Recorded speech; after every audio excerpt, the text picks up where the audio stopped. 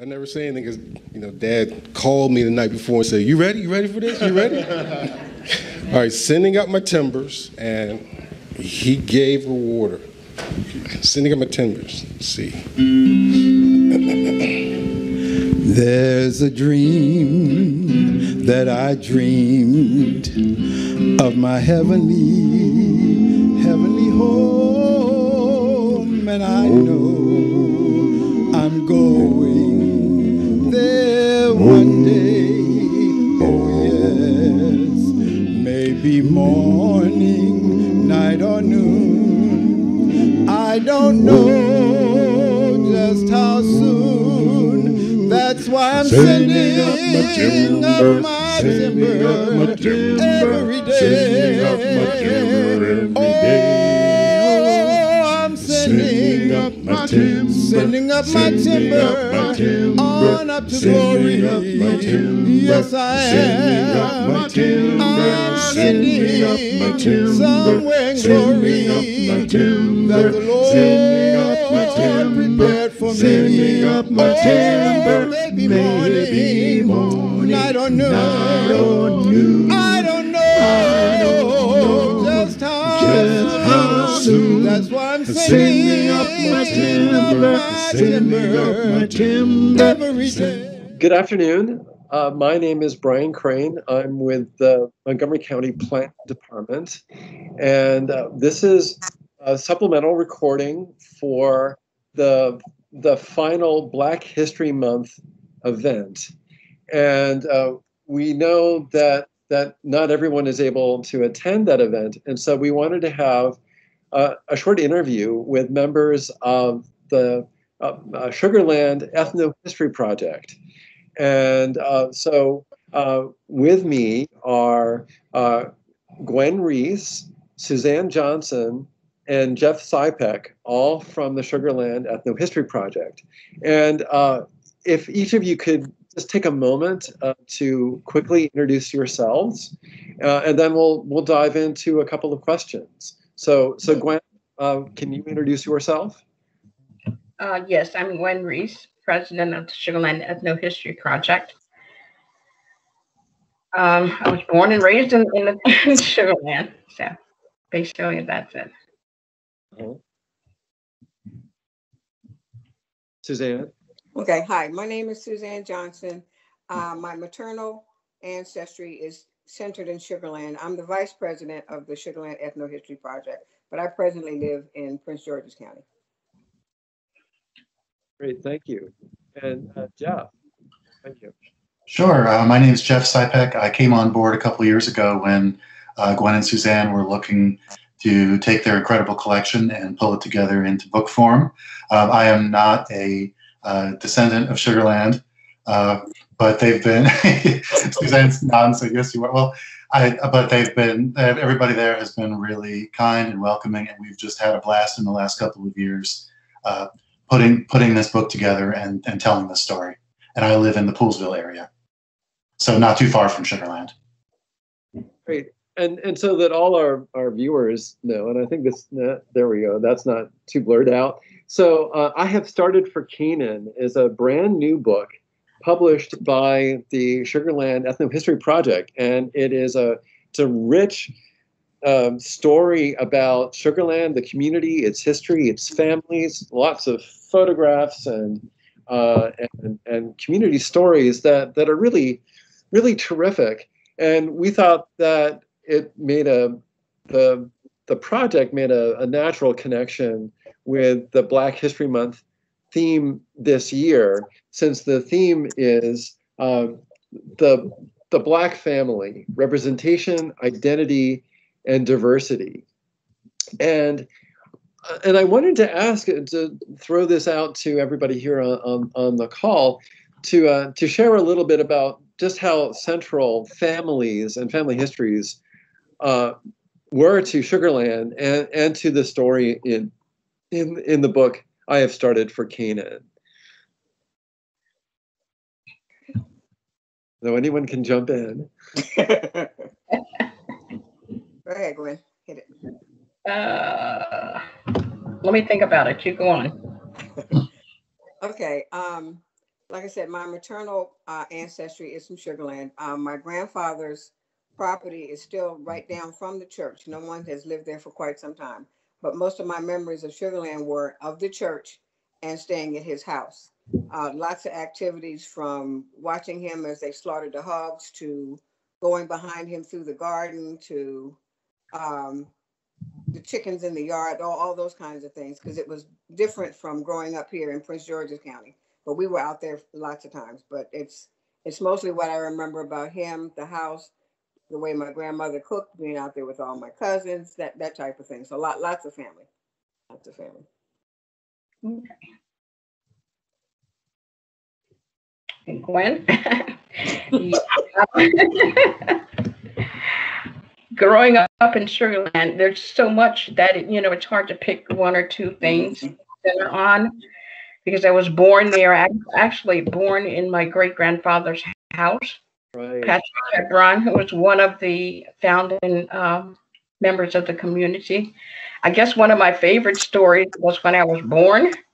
My sister was about 10 years older than I, and it was a time when you had to have lanterns and that sort of thing in order to go from house to house at night. And my grandmother was a midwife, and my mother had sent my older sister Anna over to get my grandmother to come back and deliver me. And listening to her talk about it was what, it's fascinating to me, was that she had to go through the woods, and she said it was the time of year, it was in November, and it was at night, and she said she was scared to begin with. But every time she made a step, the leaves and things were crackling under her feet. I mean, just to listen to what she was saying, it was just fascinating to me. And it's embedded in my memory. But growing up in Sugar Land, we all, it was a family thing, and everybody participated in everything. We were part of everything that was going on, like in butchering and then berry picking, the different orchards that we went to when we were young, and visiting everybody's family. It was family oriented. So when you went to somebody's family home to play with the kids, it was the same as if you were at your own home. So everything that was done and everybody that was playing, we played as family. There was no separation of, my father said this or my mother said this. It was we. And I guess that was the favorite part of growing up, and just being with family, and, enjoying each other's company, and enjoying the company of our parents. Because a lot of times that we engaged in things, they came out engaged with us. So that was really great, because they taught us as we were learning. So I guess that's my favorite thing. Yeah. I guess I should have started out with asking everybody to describe where Sugar Land is, because not everybody who sees our recording is maybe familiar with Sugar Land. So does somebody want to jump in? Just where is Sugar Land? It's at the intersection of Sugar Land Road and Sugar Land Lane. Okay. About 5 miles southeast of Poolsville. Okay, great. So another part of the Black History Month statement talks about Black family not knowing a single location, since their family reunions and ancestry searches all speak to the spread of families across a large area. And I remember the last time I was out in Sugar Land, you all were talking a little bit about family reunions that happen in Sugar Land, and I wondered if you might be willing to share a little bit about that, and do people come back to Sugar Land from a ways away? About family reunions, normally we would go from community to community a lot of times, because the family was scattered all over the place. But we did have family reunions at the church, and that usually consisted of family coming from different states and that sort of thing. We'd have a morning service, and then after the service, we'd all gather together. One year we went to Bellsville, so that park, Oh, and then yeah, Orange Park, and then a lot of times, like in the park in Wheaton. So we'd go from place to place on those occasions, and we'd have family from all over. It was a great time to exchange stories and get to know family that you didn't know before, and just meet new members. And it was a fun time. We also participated in the Heritage Montgomery. oh, Yes. And that was another occasion where families came from different states just to oh, be there so that we could, just fellowship with each other. And we would have it picnic style on the lawn at the church and would just, engage. from how far away like, who was the The where was furthest, the place? I think we had New York, Okay. Ohio, Oh, okay. North Carolina, Oh boy. uh, Virginia, Okay. just to name a few. So, our family is scattered all over the state. Right. Yeah. Yeah. Yeah. So in the stories, I mean, so Gwen, you shared your favorite story, and by the way, my great grandmother was a midwife too, and my mom always used to tell stories about she was my mom's favorite grandmother, and my mom always said that she never remembered seeing her grandmother without a baby. But when you were doing the research for the story, what were some things that surprised you about the things that you learned about the community? Was there a story that sort of was there anything that was unexpected or that you thought was unusual? No, as far as my end of it, I didn't realize Sugarland was my granddaddy's house. That's what I called it. Okay. And when we went up there, like I explained the other things that we did, I did not know how famous the community was until I started working with Gwen. Okay. That's when she gave me all this information about how it got started. And my great grandfather was part of the original, creators of the and signers of the property and stuff. And I was just amazed because it was my grandfather's house. We went and played with my cousins. It was different from being in Prince George's. And that was as far as it got until I started working with her. And my brain just went with all of the information that she had collected and was able to talk about. And it's still in her head, all of that kind of stuff. Yeah. Well, and it's in the book now. In the book now, right. So I mean, how long did it take to put that book together? I mean, there's a lot in here. I mean, it's over 200 pages, and I don't know how many photographs that you've got, but it's dozens and dozens and dozens of photographs. So how long did it take to put together? You want me to take that one? Yes. Yes. Okay. We first met, the three of us, in January of 2019, Okay. and we were able to put the book in people's hands by the fall of 2020. So you could say it took 18 months, 20 months, but what it really represents is 25 years of research on Gwen's part, and 10 to 15 years worth of research on Suzanne's part, and years of additional research by other family members and community members who just saved stuff and passed stuff along to them. So when I came on board, and I told this to them really not that long ago, when I went to my first meeting at Sugarland back in early 2019, I really didn't know much about their history. I didn't know much about their collection. I didn't know much about what they had.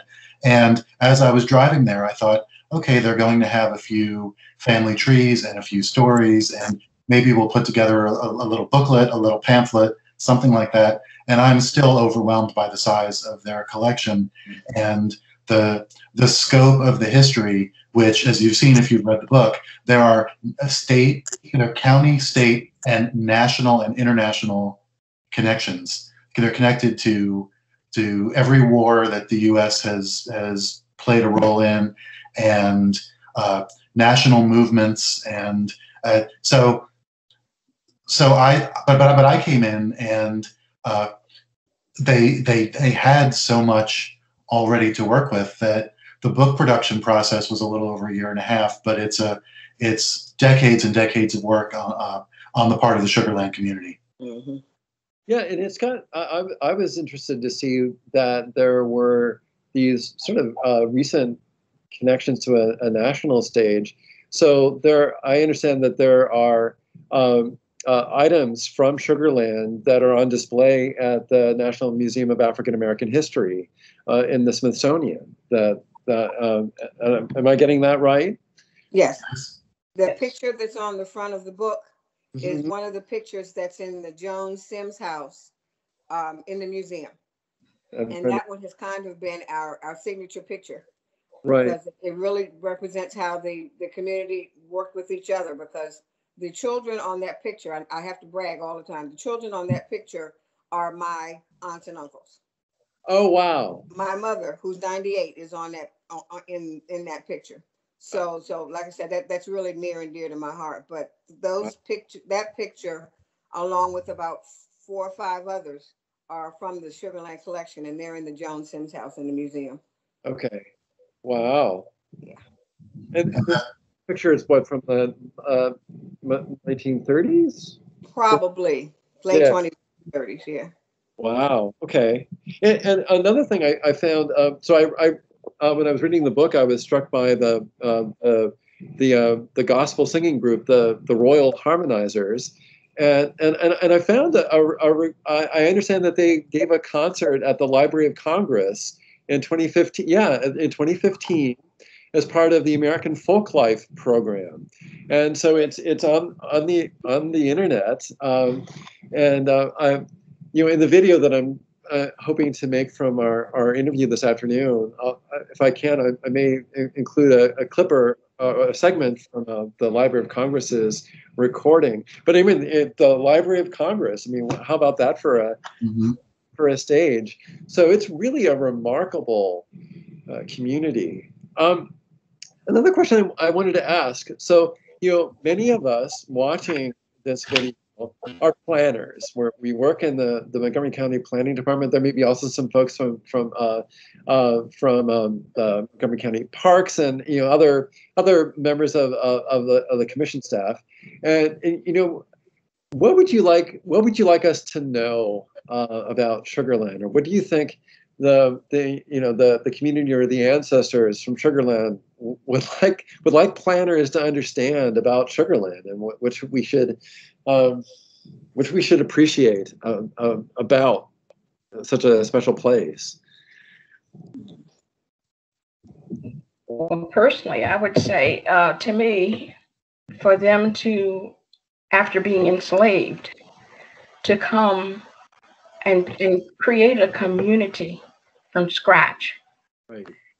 And they were able, they were really into family. They're very family oriented. So everything they did as a family.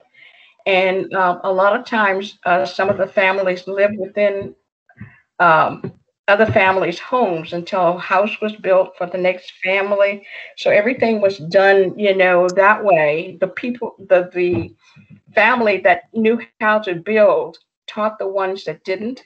So everything they did it with the community in mind, not just themselves. I think that was the thing that really struck me more than anything else, the unity of the community and functioning with one mind. Right.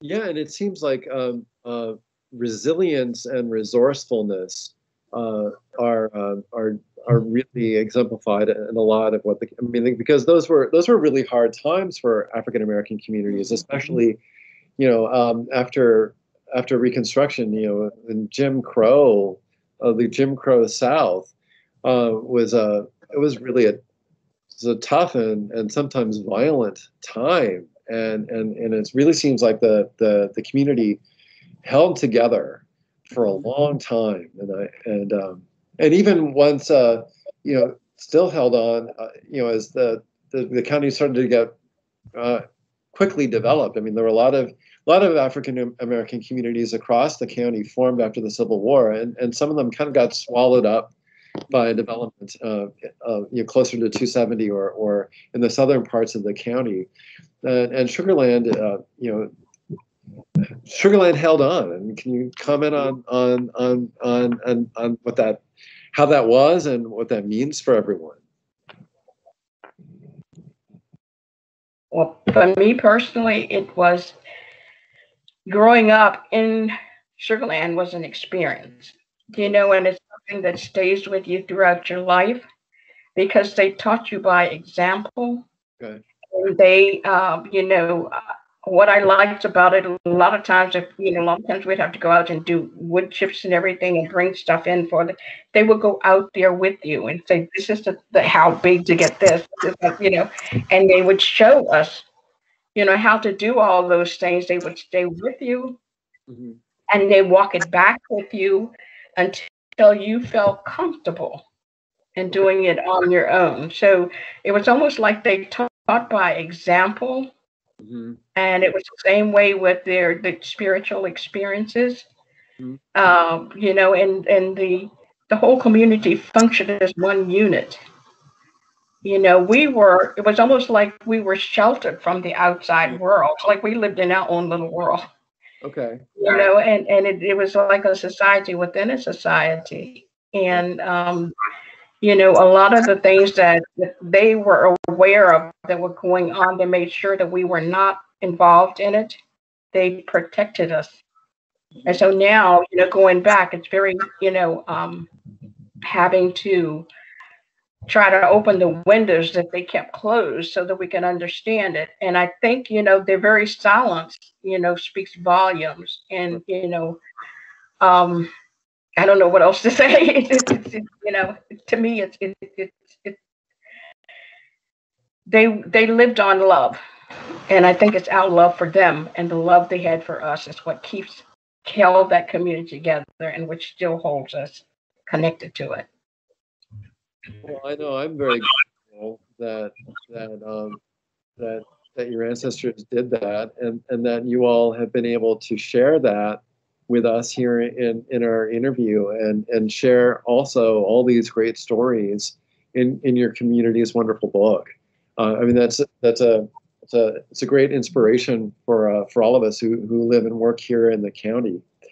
I thought I'd wrap up our time, and just would like to offer anyone a chance, anything that you'd like to add that you didn't get a chance to say yet. One thing I think I would add is you asked the question about what you would want county planners to know or people in the county to know. I think out here in this little rural corner of Montgomery County that comprises, I think, the bulk of the agricultural reserve, the area that people come to for recreation and fresh food and fresh air and hiking and such, that as much as 10% of the population out here is probably descended from Sugarland or one of the other historic African American communities in the area. So even though the buildings and the homes aren't always necessarily there, and people have moved around a little bit, the communities and a lot of the families are still very much here, very much involved in the community at large, doing their thing. They are pastors of local churches. They are working at your local schools as teachers and doing security. They are volunteers and on boards of local organizations. So this is not a history that has been swept away. That the look and feel of things may have changed, but these communities are still, they've evolved, and their descendants are still very much part of the community at large out here in our area. That's really great. Thank you.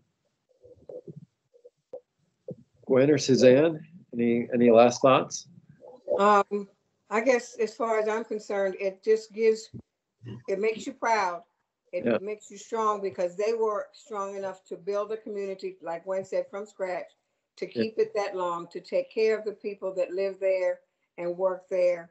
And I think a lot of our children now, if they knew more of their history, good or bad, it might change the way they are.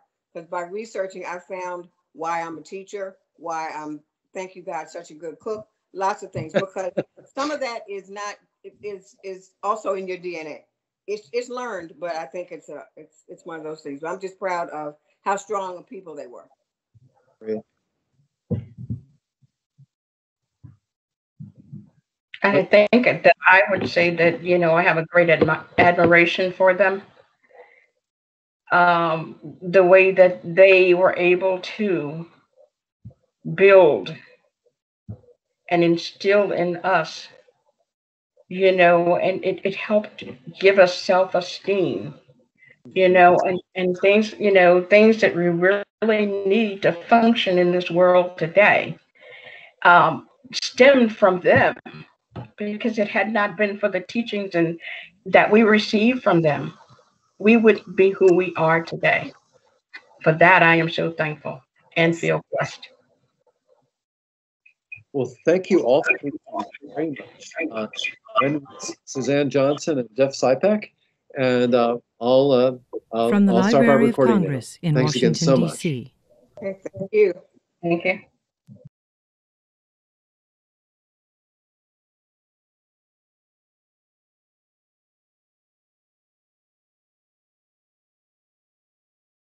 Good afternoon. It's great. It's great to see you all here. Thank you so much for coming to this, our third concert in the 2015 Homegrown Music of America concert series that the American Folklife Center puts on. This concert is co-sponsored by the Music Division, and we want to give a shout out to our Music Division colleagues, Mike Turpin and Jake Kinlock, for helping us with sound, along with John Gold. So thanks, guys. As well as our ITS colleagues for taping this, for doing a webcast of this concert. Yay! So this is a good time to turn off your cell phones, pagers, if anyone has a pager anymore, other devices, and no Candy Crush, no video games during the concert. So come on in. The Homegrown series was designed to feature the very best of traditional music and dance from around the nation.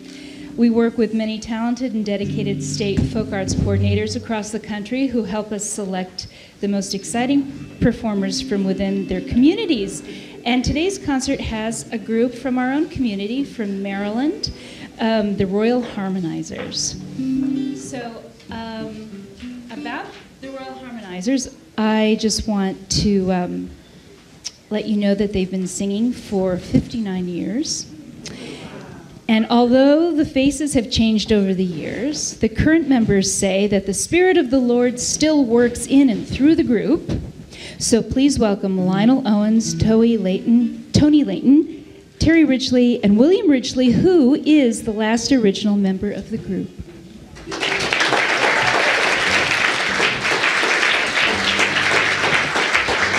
Thank you guys very much for coming today. We as Ms. Austin said, we are the Royal Harmonizers. We really appreciate you guys giving up your lunchtime to come here and sing.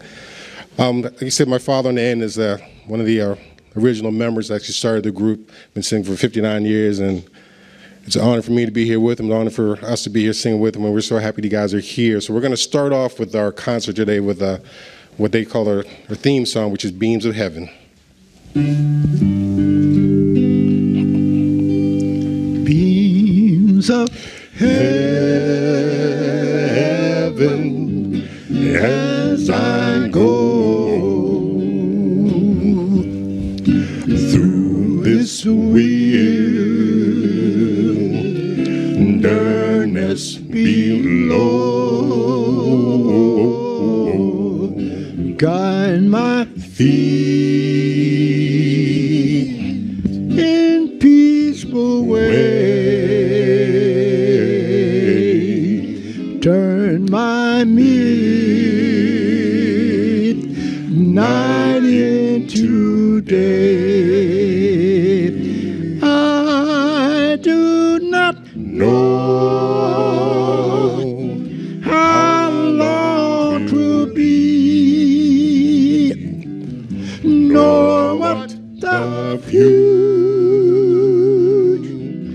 just for me, but this I know, if Jesus leads me, I shall get home someday. When in the dark,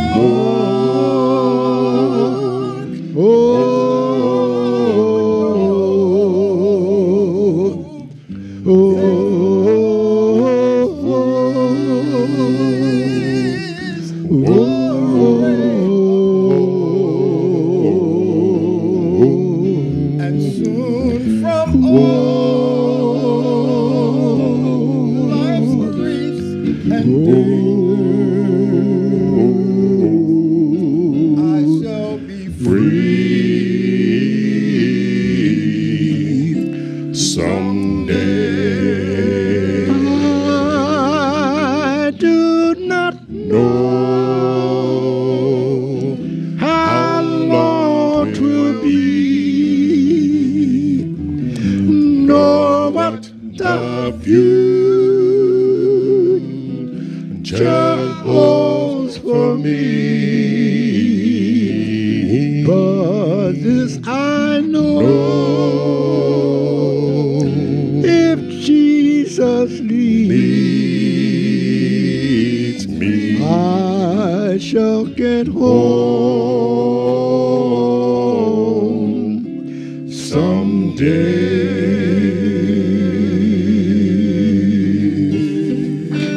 I've never seen a picture of this house before, so I just know that basement is still full of wonders. Many specific. Yeah, I wanted to touch base on that, but, rather than, having, just mention that it was there, but my father built it, and it was the same process that they did back in the time of slavery. It continued down from generation to generation. So I was born in my great-grandfather's house, and my father, he started, they decided to build a house because there's so many of us. There were 12.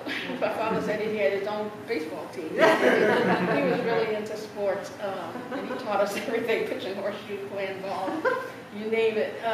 But he had it in his mind to do that. And because they worked a lot in cement and putting in sidewalks and breaking up houses, and I guess he got it in his head, this is the right type of house he wanted to build. So when he built it, it was built with a basement. And we moved to the basement while they were finishing the other floors. Really? Yes. So, Wow. and it was the first house also that was not wood of any kind. It was brick and cement blocks. They called them the poor man's bricks. But and he built that, from scratch up. I guess out of their mind, because they didn't have, it was them. Yeah. And then, the neighbors, the same way that they did back in the day, they all got together on weekends. My father, when he finished work, he'd come back and he'd work on the house. And then when they needed the electrician, fortunately, it was basically a black community, but we had one white family that lived right next door.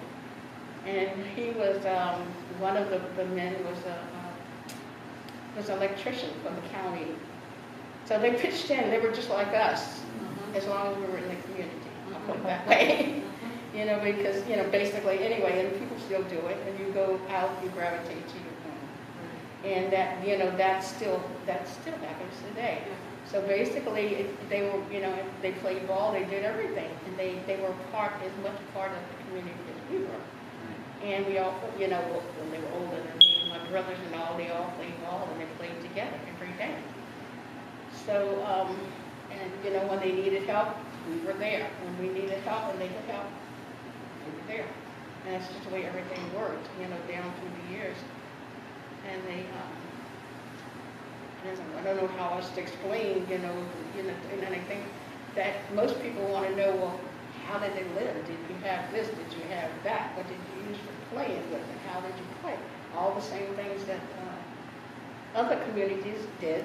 And when you look at one community, even if you look at Sugar Land and you look at any of the other little black communities, the basic lifestyle is the same.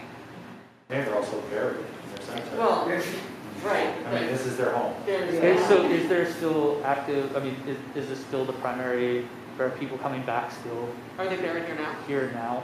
Yeah, Very in fact, nice. Berkeley Bill's sisters Or they're passed, check marks, not coming. and I have to meet with the grave diggers later, because I've got to find out whether or not we have space for them. Oh, wow. So we still have burials. Sure, As okay. long as and when the forefathers set it up, they set it up as long as you were a member of the community or a descendant.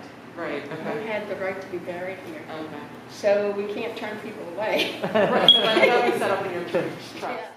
We're going to be wrapping this up here, and our last song we're going to do is Traveling Shoes. It's another signature song for the Royal Harmonizers. Again, we want to thank you guys for coming, listen to us, and coming over in your lunch hour. We hope what we sung today, what we did today, blessed you in some way. I saw a lot of eyes closed when we were singing. That's what we love to see. We love you clapping and singing. We know in your hearts and your minds that God is there. We sing for you all, so we love that you're here. Our last song is Traveling Shoes, and it's going to feature that man on the end right there, and he's going to do his thing. Traveling Shoes.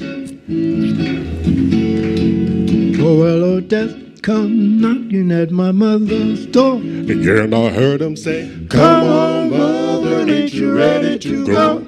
The mother bent down just to buckle up his shoes, and she counted up her blessings and began to move. Well, she moved on down by the Jordan stream, and she shouted, Hallelujah, so glad I've been redeemed, 'cause I've done my duty. I've got on my traveling shoes, Lord. I've got on my traveling shoes, Lord. Got on my traveling shoes, Lord. Got on my traveling shoes, Lord. I saw old death, Lord. Oh, my death come knocking, my Lord. got on my traveling shoes. Knocking at my father's door. And I heard him say, Come on, Father, ain't you ready to go? Father bent down just to buckle up his shoes, and he counted up his blessings and began to move. Well, he moved on down by the Jordan stream, and he shouted, Hallelujah, so glad I've been redeemed, 'cause I've done my duty. I've got on my traveling shoes, Lord. I've got on my traveling shoes, Lord. Got on my traveling shoes, Lord. Got on my traveling shoes, Lord. Got on my traveling you better get ready, shoes, Lord. Got on my traveling shoes, Lord. I saw old death, Lord. Oh, my dreads are coming knocking, Lord. Got on my traveling shoes, knocking at the sinnerman's door. and I heard him say, Come on, sinner, ain't you ready to go? the sinner bent down just to buckle up his shoes. And he had no shoes to buckle up. Well, he moved on down by the Jordan stream, and he waded in the water about an ankle deep, and the water kept rising up around his knees, and he cried out, Lord, have mercy, please. And the water kept rising up around his thighs, and he cried out, Lord, I don't want to die. And the water kept rising up around his waist, and cried, Lord, have mercy on this human race. And the water kept rising up around his ribs, and he cried out, Lord, won't you just let me live? And the water kept rising up around his chest, and cried, Go away, death, won't you just let me rest? And the water kept rising up around his chin, and along come death and shoved him in, and the water kept rising up around his head. And I heard him say, No, my Lordy, no, my Lordy. ain't on my duty, ain't got on my traveling shoes, Lord. Ain't got on my traveling shoes.